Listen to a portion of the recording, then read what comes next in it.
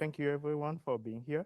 Um, I I think before I start my talk, I would like to talk as one of the organizers, and I have an inside track into this, so I could schedule my talk whenever I want to. So making it the last one has been very pleasing in the sense that I've seen all the joke that everyone has given about Chris, so I can adapt mine correctly. But uh, the other reason is that I want to thank Wojtek and Radu and John for organizing this conference. It has not been straightforward to sort of be here today. And I want to also thank everyone for coming here, especially people who travel from abroad. The FFT used to be synonymous of support. You hear Emily say yesterday or 2 days ago how much drink graduate students used to get. So everyone was expecting like support to come to this conference, but I think personally I appreciate it a lot more because many of you came here without sort of any support. So this is a testament to sort of how strong like Chris has been to the community. And I just want to sort of acknowledge that and thank you for being here.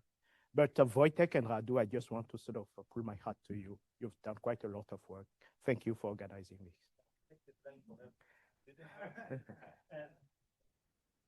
Work like that our students, Brandon, Rajang, Samgun, Noah, Mason, Ravati, and I'm sure and they are the ones that for me. Thank you very much. Thank you.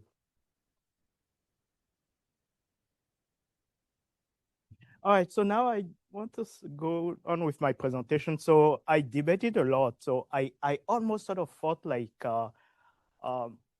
HRT would sort of be a good topic for this place.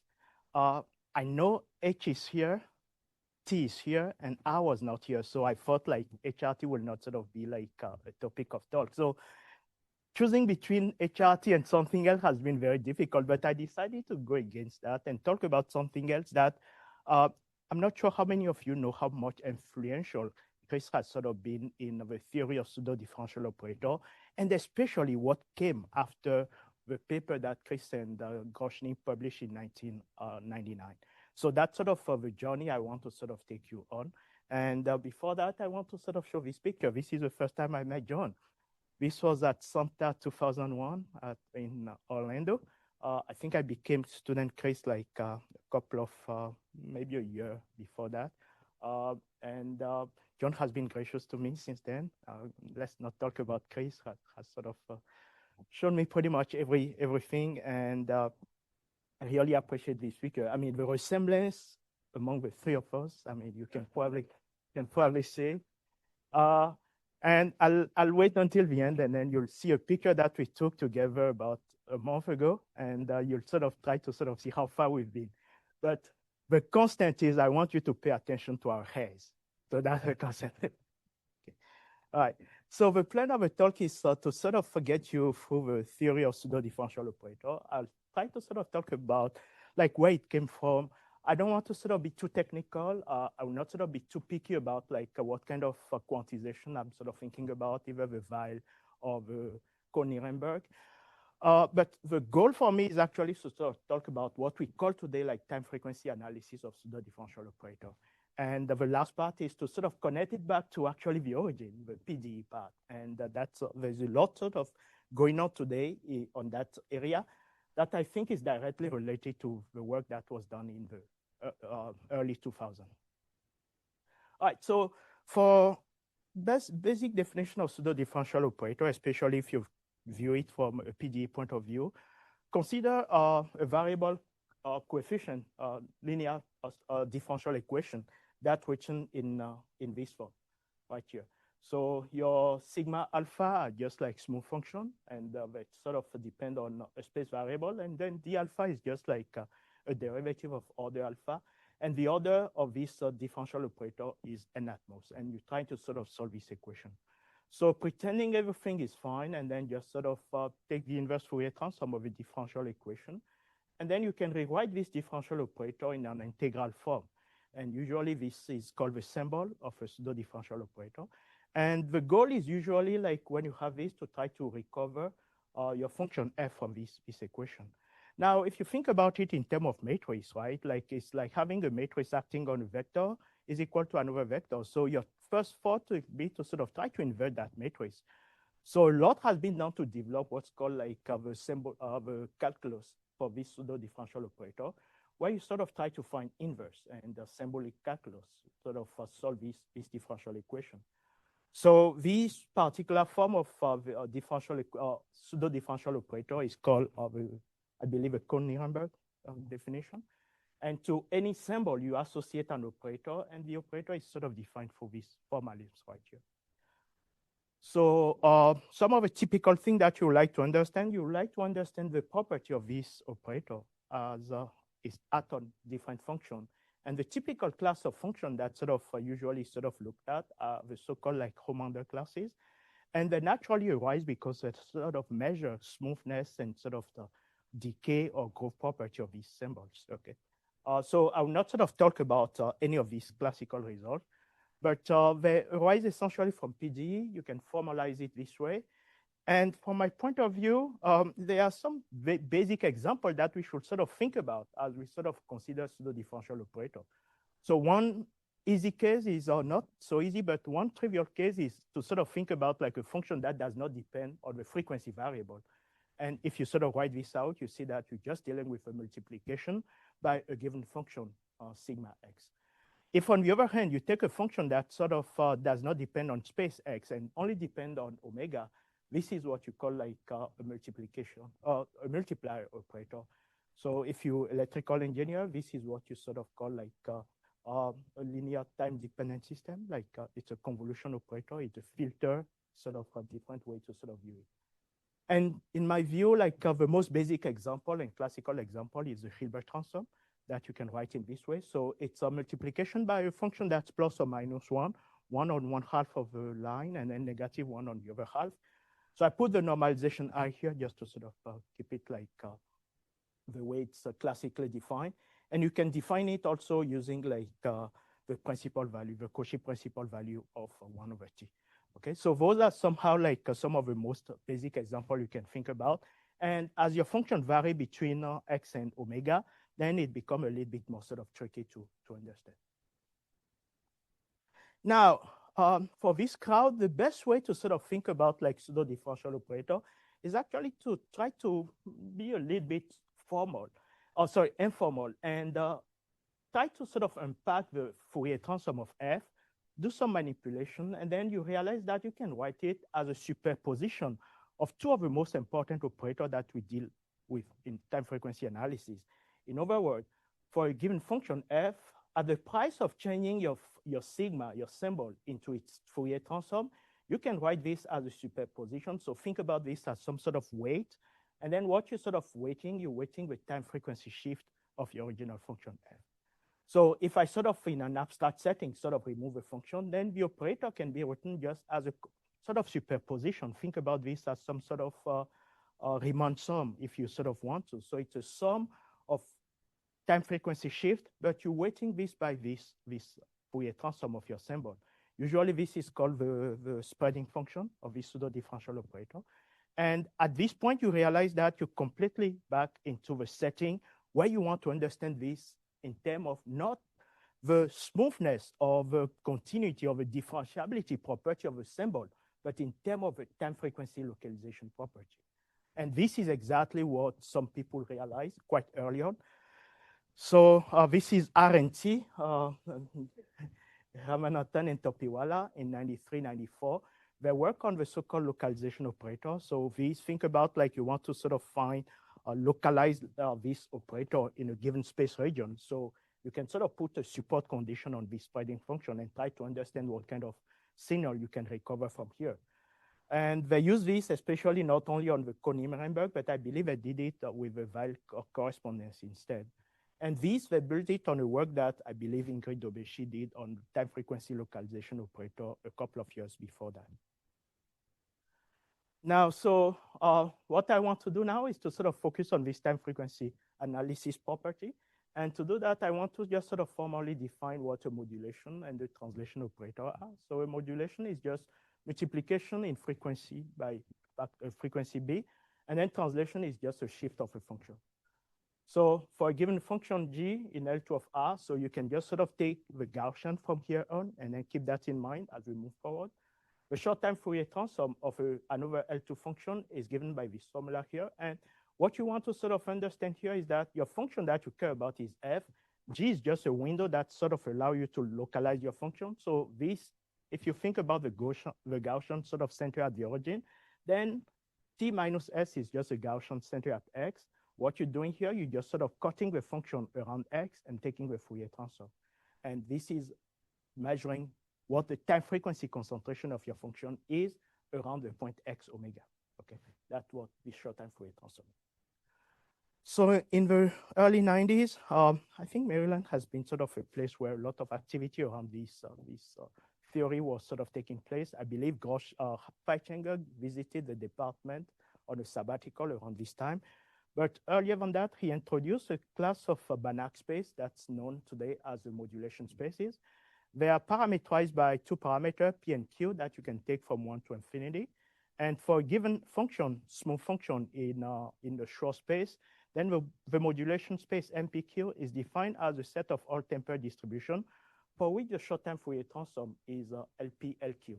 So you integrate in one variable to the fifth power, and then in the second variable, you integrate to the Q power. Now, if you want to be very technical, this space seems to sort of depend on the function G, but you can actually prove that the definition is independent in the sense of equivalent now. Okay. So this space contains some of the classical space that we know. Like when you take the two parameters to be 2, then you get nothing but the L2 space. When you take like some weight version, you get weighted L2, and then different weight will give you like some of the Sobolev space that we use. So this sort of include in it like some of the classical space that we sort of study in analysis. There is one special one, that's M1. It's known as, it's a Banach algebra under both pointwise multiplication and convolution. And it's also known as the Feichinger algebra. So in some sort of literature, you'll read it as S0 space, and it has some very nice property. The good thing about all of these space is that they are space of distribution, but they are also Banach space. So if you want to do anything with distribution, you have here an advantage of having a norm that you can use to sort of measure any object that you're looking for. All right. So in the theory of pseudo-differential operator, there have been a result that sort of took time to establish. It's called the Calderon-Vaillancourt theorem. And it states that if you take a symbol that's C infinity, so it's happened when you take like in the Homander class, you take like 0, 0 for all of the parameter. And this is simply saying that you take all smooth function in these two variables so that all the derivative of any order are bounded. Okay. And so Calderon and Vaillancourt proved that symbol in this class sort of lead to bounded operator on L2 of RD. Now, this is a purely like what you call classical analysis result. They use sort of some classical technique to sort of establish this result. There is nothing about time frequency analysis here, but around like the mid-90s, I think the first paper to sort of try to link the classical theory of pseudo-differential operator to this time frequency analysis appear in a work of Tachizawa, who used like the Wilson basis of a modulation space to establish that symbol that belongs to the Homander class lead to boundedness on modulation space of pseudo-differential operator. And in particular, he obtained like a very interesting new proof of Calderon-Vaillancourt theorem using this approach. And shortly after, in the meanwhile, or around the same time, I don't think any of these papers acknowledge each other. There was a work by Johannes Jostrand in France, who constructed a space he called S1 that contained this Homander space, and that sort of yield also boundedness of pseudo-differential operator. And the thing about his paper, one of the first lines in his paper is that he's introducing a space that has nothing to do with smoothness and differentiability of your symbol, but that yields exactly the same sort of result as the Calderon-Zygmunt operator. So I don't think he was aware of the modulation space at the time, but it turns out that this space is exactly the modulation space that you obtain by taking P to be equal to infinity, and Q to be equal to 1. And I'll say a little bit more about it in a minute. And then shortly after, there are two books like that if you're a student and you're trying to study time frequency analysis, there are two books that are free actually that I feel like, I mean, no offense to Chris about his book, but there are three books that I feel like you should all get. Like there was a proceeding of a conference, I believe in Vienna, where Hans Feichinger and I believe Thomas Thomer put together like the first Gabo book. And in that first Gabo book, Rochberg and I think I might have a typo here, right? Is that the right spelling? Yes, okay. Rochberg and Tachizawa, they actually sort of look at like some spectral property of this pseudo-differential operator on modulation space using, again, the theory of Gabo system. So this article appear in that first volume of the book. The second volume has like a little bit more about like more result on Gabo analysis and time frequency analysis in general. And then the last book is that I want to mention is a Groshnik book, The Foundation of Time Frequency Analysis. And that's also like, I think to me, those three books sort of summarize some of the things that have been done like in the last 20 years in time frequency analysis. So this was essentially the state of things around that time. It's an interplay between the classical theory and this new time frequency analysis sort of point of view.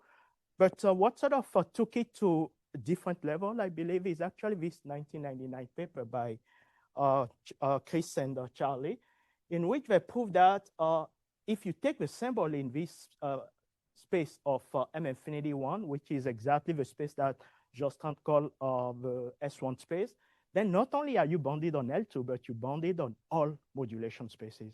So there's a big sort of shift here, right? I start from assuming smoothness and decay about my symbol by sort of focusing just completely on time frequency content. Now, not only I'm sort of looking at the operator with a given time frequency content, but I'm analyzing functions that have given time frequency content. And this has been sort of a big shift in my view that sort of changed the way we look at pseudo-differential operator, at least from this point of view. So 1999, I started like at Georgia Tech just a year before this.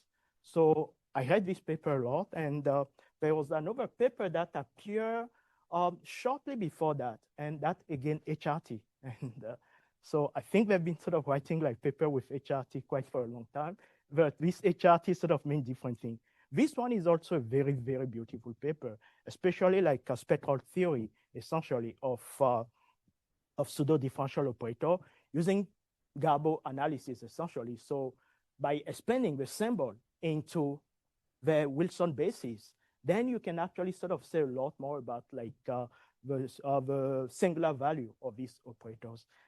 Now, there's a saying that you are what you get exposed to, and it takes time to sort of put this thing together. This was probably one of the papers I read quite a lot in detail with the paper of Groshning. Little did I know that I'll sort of go on and become like a postdoc with Strikas. Strikas was completely interested in the spectral property of the Laplacian in different space. So this sort of connection between spectral property of this object, of this differential operator, has been something that, I mean, they sort of introduced me to, that I never knew was going to sort of play a big role in my career so far. So it's been a very influential paper. It takes like a long time to sort of put all these things together, but I think like having read this paper as one of my first has sort of been a blessing in a disguise, okay? So after this paper, you have this one that sort of set like what we know today as the theory of pseudo-differential operator on modulation spaces. It also sort of give in this earlier paper, they have like a different proof of the Calderon-Varenko theorem. What you need to sort of see here is that here it's sort of asking to have derivative of all order. So people have started to try along the year to sort of see how much derivative do you actually need. So at some point, the best result was you need 2D plus 1 derivative. And I think in the paper with Ramanathan and Topiwala, Chris, they sort of proved that you can get away with about 2D, 2 times the dimension instead of 2D plus 1. And the modulation space actually tells you that you actually don't need any derivative. Function in the modulation space M infinity 1 are barely continuous functions. So there is no derivative notion appearing in this theorem. So this is a very sort of powerful theory in my view. around that time, I think Demetrio had already defended. So Demetrio was Chris' first student. His thesis was on pseudo-differential operator. Denis, who was Chris' second student, worked on wavelet. I think I was the third student, and my thesis was around this area of pseudo-differential operator again. And the person who came after me, I believe, was Shannon, right? And she also worked on pseudo-differential operator. So it's sort of telling you that around that time, there was a lot of activity around pseudo-differential operator on modulation spaces. And some of the people who work in that, I think there was a meeting in December of 2001 in Vienna where I first met like the group from Torino. So Rodino, Nicola, I think Paolo is here. So I think that when I first met Paolo in Vienna, they were all sort of working on this pseudo-differential operator on time frequency analysis in general. Another name is Tufts and Wojtek. I think that's how I sort of know of the three Polish at WashU, and Wojtek was one of them. So that's how I sort of got to know Wojtek as well. So a lot of activity around that time. Now, I think I started from some example of pseudo-differential operator that have no parameter in the space side. So they are called multiplier. There are a few of them that sort of seem very important, or not seem, but are very important in analysis. They're known in classical analysis. They play a big role. I'm going to highlight them. And they're known to sort of be bounded on some LP spaces, but not on all of them. And the question is, what can we sort of do about this sort of operator that sort of appear, but somehow don't sort of have like enough theory, at least in the classical LP theory. Now, around this time, I think I need to sort of say a story. So I start working with Chris. Chris gave me the liberty to sort of explore many different things. But it was also, as you heard, like around the time when the FRG grant was sort of awarded to a group of people, including Chris. So I was able to sort of go to a few conferences. And one of the first conferences I went to was a New Mexico analysis seminar that, as a graduate student, you get to sort of be a roommate of another graduate student. And at that meeting, I met somebody who became my biggest collaborator, Pat Benny. We were both working at the same time. We gave talk. We liked what we were each doing. He was coming from a more classical point of view. I was coming from this time frequency analysis. We start talking. And over the year, we sort of wrote like about 8 or 9 papers together. But at that meeting, there was a question that Chris and Charlie have been asking, how to connect the classical theory, the PD side of time, or that sort of pseudo-differential operator came from, how to connect that to what has been sort of going on. Now, at that time, I would lie to you if I sort of tell you I had a grand vision. But sitting back here today, I could see that there were small pieces that we were putting together that has sort of led to where we are today.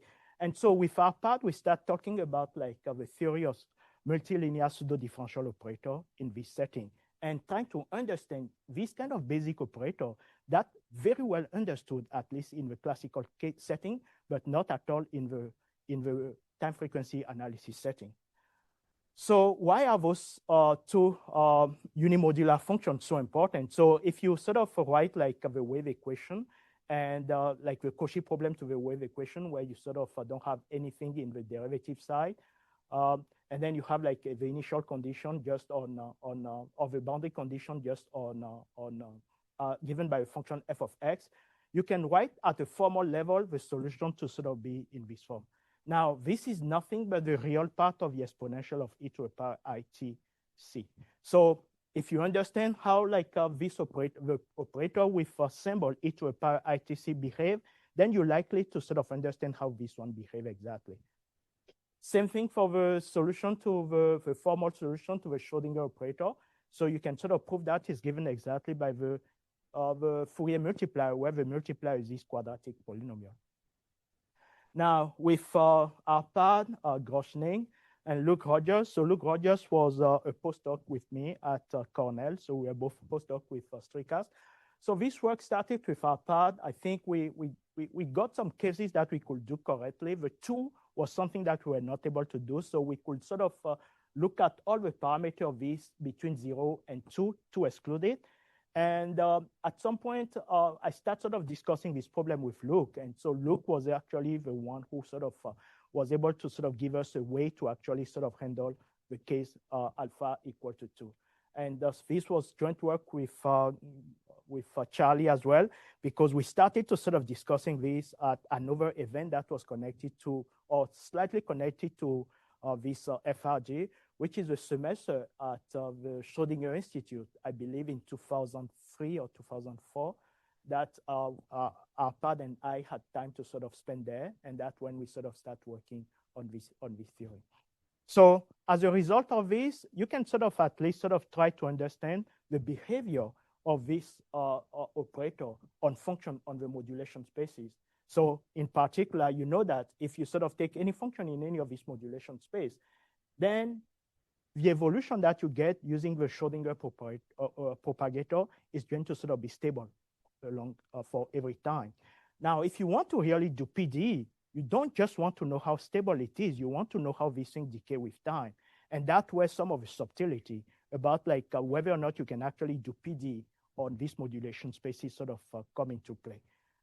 So in particular, if you want to do any PDE, especially a nonlinear one, a typical class of nonlinear PDE involving the Schrödinger equation is to sort of have like a power-like nonlinearity. And the way you think about it, if you take k equal to 1, for instance, this is just going to be the modulus of u squared times u. So think about it as u times the conjugate of u times u. So if you give me three functions in a space, how can I sort of estimate whether or not that product belongs to the same space? That becomes a problem in multilinear operator. And as a result, before we actually sort of start working on this with Chris and Groshning, we actually have like a work that sort of describes the behavior of multilinear pseudo-differential operator on product of modulation space. And again here, the space M infinity won't play a big role. So if you want to abstract everything that's going on here, if I have a multilinear pseudo-differential operator, think about this guy. When this guy is equal to 1, then you have the inverse Fourier transform of f hat, the inverse Fourier transform of g hat. That just became the product of f and g. So if I give you two functions on a modulation space, where do they lie when I multiply them together? If you have LP function, you know what happened. You just have to sort of go by what Holder inequality sort of tells you. But in this case, because you have two parameters, then one of the parameters essentially obey Holder inequality, and then the other parameter obey like the convolution, Minkowski convolution inequality. So that's somehow what you have to sort of take away from this part. So having done this, I think some of the pieces that I'm mentioning sort of start coming together. And with our part, we actually start looking at like how you would solve like a simple differential equation, especially nonlinear one. So we look at the nonlinear Schrödinger equation, nonlinear Gordon-Klein equation on modulation space. And because this was technical, the only thing we could do at the time is a local existence. So for a short period of time, you can sort of set this thing up as a fixed point problem. And with the right norm estimate, knowing the estimate on the operator, on the propagator, knowing the estimate on the multilinear operator, then it was not too difficult to actually sort of start getting sub-result in this direction. Now, around the time when we were publishing this, I think we thought we were the only one working on this idea of PDE, or especially nonlinear PDE on pseudo-differential operator. By the time we got the free report back on this paper, Feitzinger and sort of inform us of these other two papers. So we start actually sort of discussing with these two authors. So it turns out that Bausing is actually the primary person behind this project. He introduced the modulation space completely from scratch, and he called them like uniform decomposition spaces. And his goal was actually to sort of do like nonlinear PDE. So he's actually a specialist of nonlinear PDE. So once he sort of learned about the modulation space, I believe at a conference where he met Feitzinger, so he sort of started noticing the similarity between this result. So we've had a couple of more papers on this area, but today this is actually a pretty robust area. And it's fair for me to sort of say that this, at least in the time frequency analysis community, can be traced back directly to that paper by Charlie and Chris in 1999. So This is one picture. I hope you recognize everybody here, but I was hoping Radu will be here because Radu is here. Radu and I, we used to be in the same equivalence class, but we also transitioned into the same equivalence class over the years. So I was going to sort of show him that. So this was a conference at the Schrödinger Institute, I think in December 2001. This is Tufts, and I think this is Monica Doffler, right? Doffler Feichinger student. And then Gita, who is not able to sort of be here. This is a picture I took with John and Chris, I think at the joint meeting. 25 years have sort of made us look slightly different, just slightly, but I really appreciate learning a lot from you, from John. I'd like to thank you. For the building.